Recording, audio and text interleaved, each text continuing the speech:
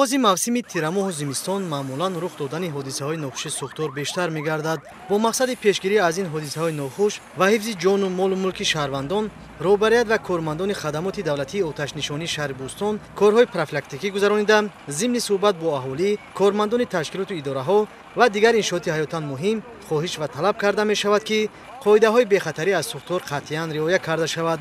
дар шаҳри Бӯстон чорабиниҳои профилактикии рамзии мактаб дар муассисаҳои таълимӣ гузаронида шуд. Ин тадбири муҳим имкон медиҳад, ки дар муассисаҳои таҳсилоти миёнаи умумӣ ва муассисаҳои томактабӣ ҳодисаҳои нохуши сӯхтор пешгирӣ ва қоидаҳои бехатарӣ аз сӯхтор дар сатҳи зарурӣ риоя карда шавад. дар доираи ин амалиёти рамзӣ таҷҳизотҳои барқиву газӣ аз санҷиш гузаронда шуда, ба ҳолати ноқилҳои барқӣ ва дигар таҷҳизотҳо мутахассисон баҳои воқеӣ медиҳанд, зеро сарфи назар намудани қоидаҳои бехатарӣ ба ҳодисаҳои нохуш оварда мерасонад.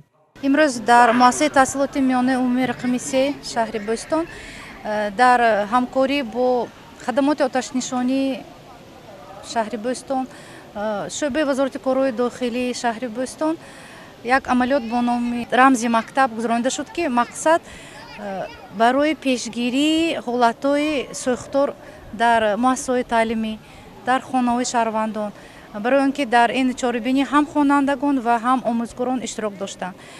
Аз тарафи масъулин ва саҳми иштирокдорони ин ҳам машварати дастурдиҳӣ ва як амалиёти машқӣ, ки аз тарафи кормандон нишон дода шуда буд, ҳамаи нуқтаҳои бехатарӣ, қоидаҳои бехатарӣ аз сӯхтор фаҳмонида шуданд. пешгирии ҳодисаҳои нохуши сӯхтор аз ҳар нафар масъулияти душанро талаб мекунад, бахусус дар муассисаҳои таҳсилоти миёнаи умумӣ ва муассисаҳои томактабӣ, ки дар он шумораи зиёди хонандагон ба таълиму тарбия фаро гирифта шудаанд. Таваҷҷӯҳ намудан ба ин масъалаи муҳим амри зарурӣ дониста мешавад. Кормандони хадамоти давлатии оташнишонии шаҳри Бӯстон дар ҳамкорӣ бо масъулини шуъбаи маорифи шаҳр ҷиҳати дар сатҳи баланд доир гардидани чорабиниҳои профилактикии рамзии мактаб ҳамкории судмандро ба роҳ монданд. мақсад аз гузарондани чунин чорабиниҳо ин пешгирӣ ва роҳ надодани ҳодисаи нохуши сӯхтор дар муассисаҳои таълимӣ, яъне мактабҳо, кӯдакистон мебошад. таҳлилҳо нишон медиҳад, ки дар тӯли солҳои охир дар муассисаҳои таълимӣ дар ҳудуди ҷумҳурӣ ҳодисаҳои нохуши сӯхтор ба амал омада истодааст.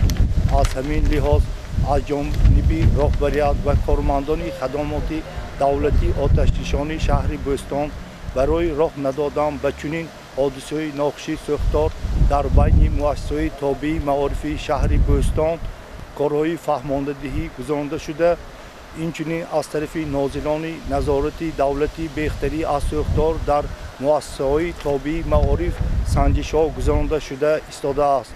дар баробар ин дар муассисаҳои таълимӣ бо иштироки васеи омӯзгорону дастпарварон суҳбату мулоқотҳо доир гардида, масъулини хадамоти давлатии оташнишонӣ роҳҳои пешгирӣ аз сӯхтор, риояи талаботҳо дар ин самт ва дар ҳолати ба вуқӯъ омадани сӯхтор дар қадами аввал чӣ бояд кард, ба омӯзгорону хонандагон маълумот доданд. гуфта шуд, ки дар баъзан ҳолат ҳодисаҳои нохуши сӯхтор талафоти ҷониву молиро дар пай дорад.